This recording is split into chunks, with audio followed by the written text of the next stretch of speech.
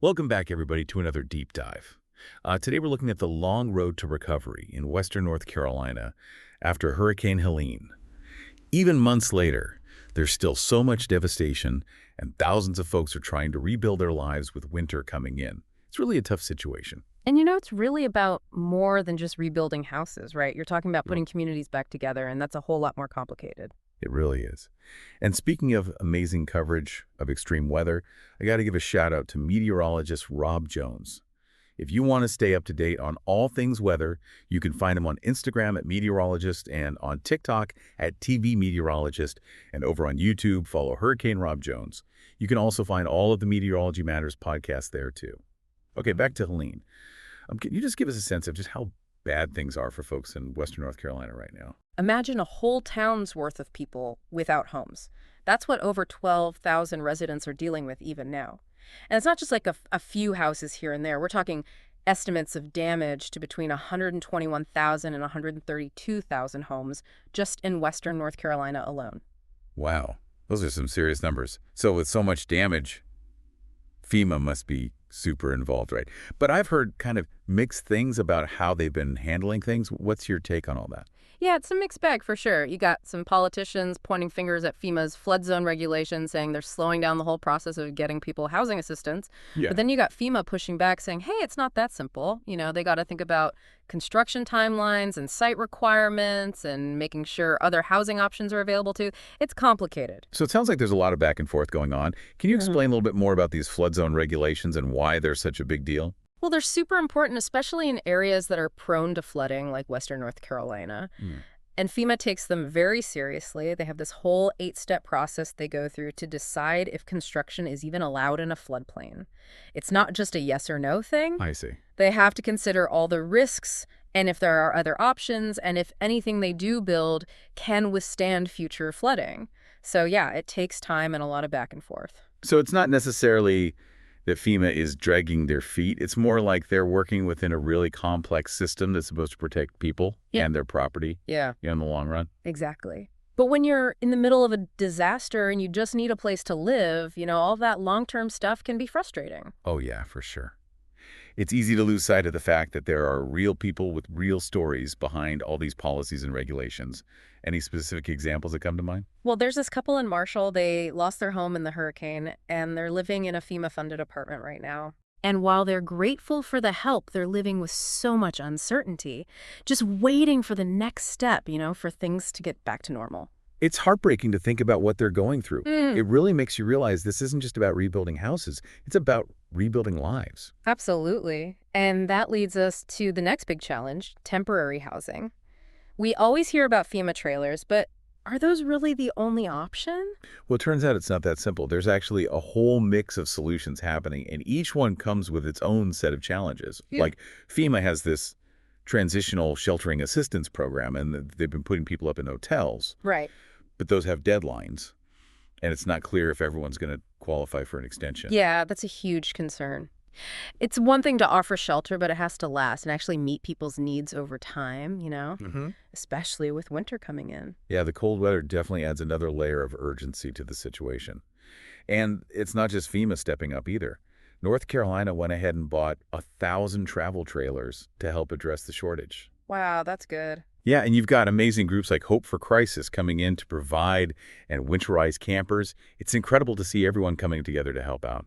Yeah, you can really see how different levels of government and all kinds of organizations are working together and sometimes separately trying to fill in the gaps and help those who need it most. It shows how important it is to be able to adapt and to work together when it comes to disaster recovery. But let's get real for a minute. What's it actually like for folks living in this temporary housing? Well, take Vicki Rivas, for example. She lost her home along the Swannanoa River, and she's living in a donated RV now. And get this, her furnace isn't working properly, so she's been using pine needles for insulation to try and stay warm. Oh my gosh. It's easy to forget that these are real people with real lives behind the statistics. Exactly, and sometimes those personal experiences highlight challenges that no one even thought of. Like the propane problem. Yeah, exactly. Propane isn't something you'd immediately think of as a major issue, but in western North Carolina, a lot of people rely on it for heating, so it's become a huge bottleneck. Okay, so what are the specific problems people are facing with propane? Well, first of all, there just isn't enough propane in the area to meet the demand. And even if you can find it, transporting it to where it needs to go is a whole other challenge because of the mountains. So you've got people like Kathy Varvel, who's trying to work and also make sure her camper stays warm. It's got to be incredibly stressful. Absolutely. It's like a whole other disaster on top of everything else they've already been through. Has the government done anything to help with this? Thankfully, yes. Governor Stein issued an executive order to ease some of the restrictions on transporting propane, which is a good sign that they're trying to be proactive. That's great to hear. Yeah. But it really highlights just how much goes into recovering from a disaster like this. It's so much more than just providing immediate shelter. That's right. It's about rebuilding lives and communities, and that takes a lot more than just a roof over your head. We were talking about folks like Randy Staggs coming in and building tiny homes. It's amazing how people step up to help, but when we talk about long-term recovery, it's got to be about more than that, right? Yeah, it's about building back in a way that actually makes communities stronger and more resilient. That's what people mean when they say building back better. Exactly. It's not just replacing what was lost, but actually creating a future that can better withstand the next storm. Okay, so how do you actually do that? How do you build back better after something like Helene? Well, one place to start is with the infrastructure. How can we make sure homes and communities are better able to handle future storms? Right. So that could mean things like elevating structures, using stronger building materials, and making sure building codes are really enforced. That makes sense, especially in a place like Western North Carolina that's so prone to flooding. But I'm guessing building back better is about more than just the physical stuff, right? Oh, absolutely. You also have to think about the people and the economy. Like, how do you help businesses that were affected by the storm? How do you bring back jobs and help these communities get back on their feet? It's about creating a future that's sustainable, not just putting a Band-Aid on the problem. Exactly. And that takes real collaboration. Mm. You need government agencies, nonprofits, businesses, and most importantly, the communities themselves all working together.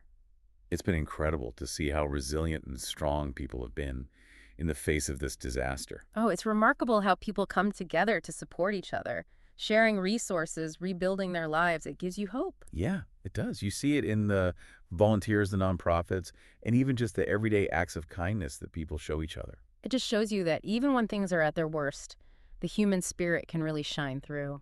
It really does, and that spirit is going to be what fuels the long-term recovery effort. You know, it makes me think about another aspect of recovery that we haven't really touched on yet: mental health.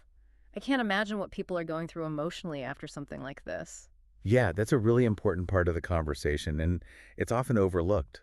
The trauma of going through a hurricane, losing your home, and all the uncertainty that comes after can have a huge impact on people's mental well-being. Absolutely. So are there any resources available to help people who are struggling with these kinds of things? Thankfully, yes. There are organizations that focus specifically on providing mental health support for disaster survivors. Oh, yeah, that's good to hear. They offer things like counseling support groups and other resources to help people process what they've been through. You know, it's important to remember that recovery isn't just about rebuilding physical structures. It's about addressing the emotional and mental scars as well. Exactly. You need a holistic approach that considers the whole person, their physical needs, their economic needs, and their mental well-being. It's all connected. So looking ahead, what are some of the big lessons we can learn from Helene? Things that will help us be better prepared for future disasters. I think one of the most important things is investing in mitigation efforts. Anything we can do to make ourselves less vulnerable to future disasters is key. Okay. That could mean things like strengthening our infrastructure, making smarter decisions about land use, and having good early warning systems in place. So it's about trying to prevent as much damage as possible. But of course, even with the best planning, disasters are still going to happen. How can we make sure our response systems are up to the task? That's a great question.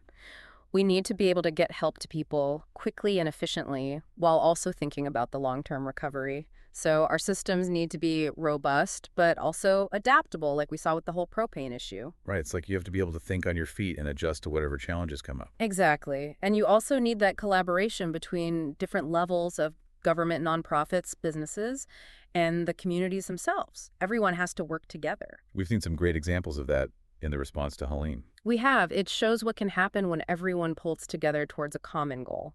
And of course, we can't forget the power of community resilience. The people affected by Helene have shown incredible strength, compassion, and determination. Absolutely. They're the ones who will rebuild their lives and communities. Our job is to support them however we can. Exactly. We've talked a lot about the practical stuff, the rebuilding effort, the logistical challenges, but I think it's important to take a step back and think about our relationship with nature. Hmm, that's an interesting thought. As we rebuild, how do we acknowledge the power of nature and the fact that we have to coexist with it, especially with climate change, making these kinds of extreme weather events more common? It's a tough question. How do we protect ourselves from these events while also respecting and preserving the natural environment? It's a balance, isn't it? It is. I think it means making smart decisions about where and how we build, embracing sustainable practices, and investing in natural solutions that can help soften the blow of storms. What do you mean by natural solutions? Are there specific things we can do to work with nature instead of against it? Oh, definitely. Things like restoring wetlands and coastal forests can help buffer against storm surge and flooding, and incorporating green infrastructure into our communities can help manage stormwater runoff and erosion. So it's all about recognizing that our built environment is connected to the natural world. Right, and that working with nature can help create a more resilient and harmonious future. It's a really fascinating concept. But as we talk about building back, we can't forget about the impact these disasters have on the economy. You're right. The economic consequences of something like Helene could be huge, and they last a lot longer than the immediate damage. Exactly. Think about all the businesses that had to close, some of them maybe for good, the jobs that were lost, the tourism industry that was disrupted. It all adds up. Yeah, that's like a ripple effect that touches everything. It is. So how do you even begin to recover from that kind of economic shock? It's not easy. No, it's not. Well, you start by providing immediate financial assistance to businesses and individuals who lost income. That could be things like grants, loans, unemployment benefits.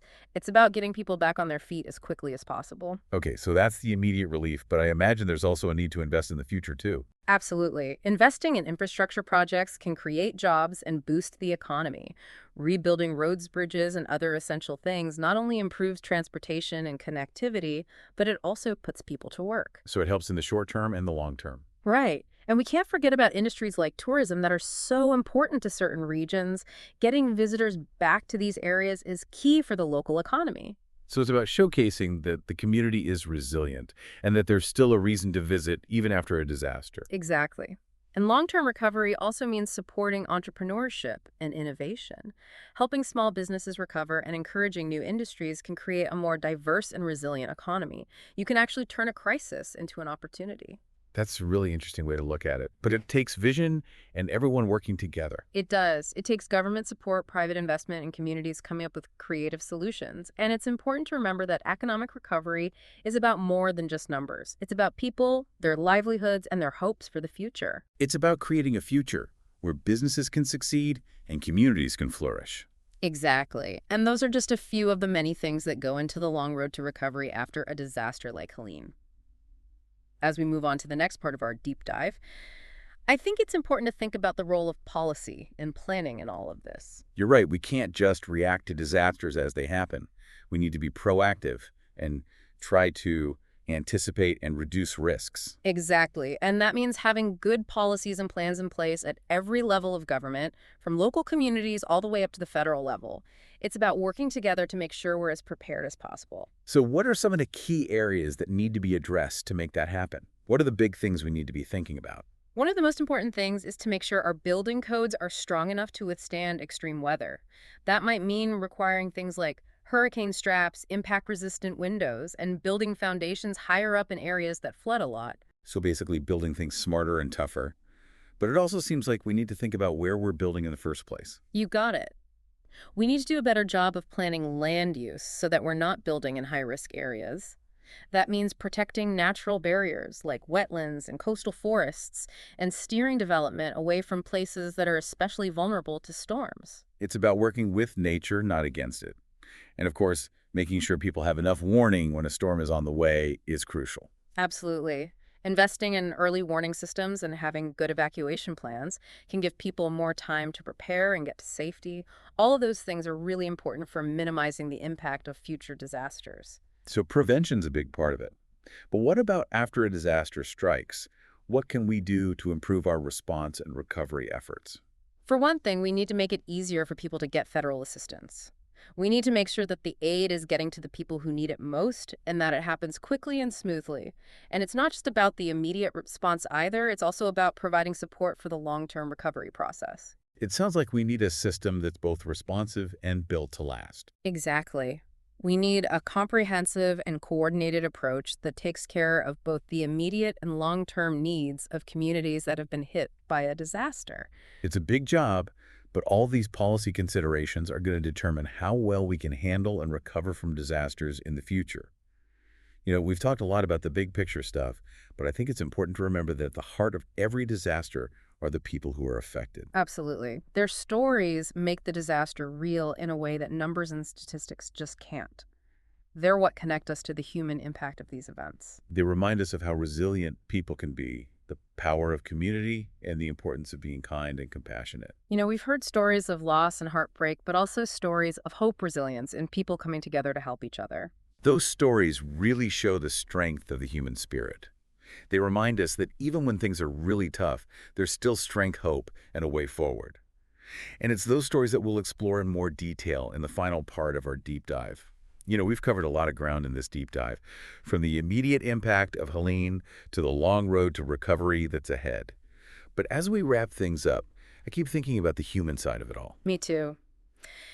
It's easy to get caught up in all the numbers and policies and logistics, but it's the personal stories that really make this disaster hit home. Absolutely. Earlier, we talked about Vicky Rivas living in that donated RV after her house was destroyed. Right. She was dealing with a broken furnace and using pine needles to keep warm. It's incredible what people can do when they have to. It really is. And her story isn't unique. Remember Kathy Varvel?